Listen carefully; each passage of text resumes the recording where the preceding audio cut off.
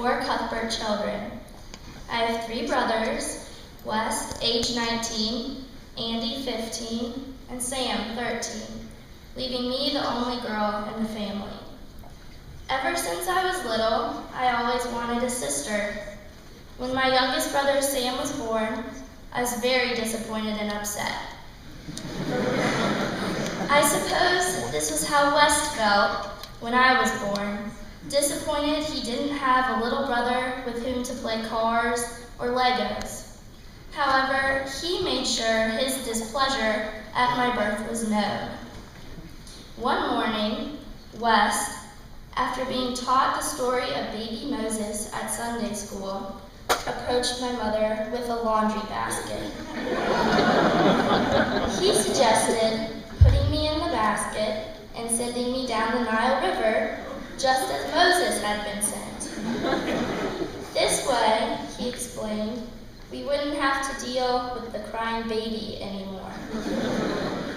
Despite that incident, we learned to get along, and I adapted to having all male siblings, though I had some trouble along the way. Often, my brothers and I would play the game Cops and Robbers. Somehow, I would always end up being the only robber, tied to my little red rocking chair behind the sofa, being fed prison food, which consisted of plastic peas and broccoli from my toy kitchen. As I grew older, the playful harassment continued on. Andy had moved on from Cops and Robbers to Pirates, a game in which he would steal all my toy jewelry from my jewelry box and bury it somewhere in the backyard.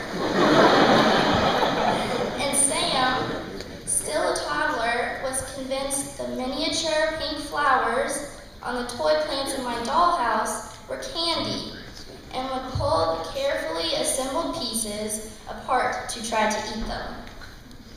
Sometimes I felt left out when my brothers would go outside and play sports, so I would find other ways to entertain myself. Some of the time, I would do this by cooking what I believed to be a legitimate and edible baked good under the warmth of the single light bulb of my Easy Bake Oven for an hour and a half. But despite my best efforts to avoid conforming to the ways of my brothers by activities such as these, my brothers would still find ways to annoy me. And though usually it was unintentional, Wes was very good at getting under my skin like Andy and Sam. One time, after reading a book about the life of a Civil War soldier, Wes decided to conduct some sort of culinary experiment by attempting to make hardtack, a hard cracker-like food that soldiers ate during the Civil War using my Easy Bake Oven. The recipe was foolproof, or so he thought, until the oven began to give off a slight burning smell. Then it started smoking and hissing, and the next thing I knew, my Easy Bake Oven was ruined.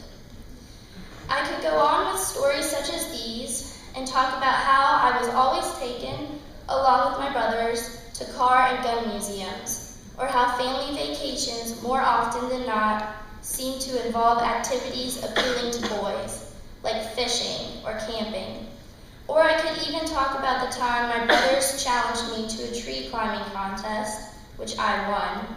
Climbing so high I got stuck and had to be rescued by the local fire department. But to be honest, after a while, I came to be one of the boys. While most little girls painted their nails and dressed up like princesses, I enjoyed mud fights and dressing up in ghillie suits. I almost began to look forward to the squirt gun fights with my brothers in the summer and building Legos with them. I guess you could say that I've really come to appreciate my brothers in our rowdy childhood. Putting up with them, I've learned how to be tough, not to mention many sports and history facts that I may not have otherwise known. And looking back now, I wouldn't have had it any other way, even though I never did have a sister. Thank you.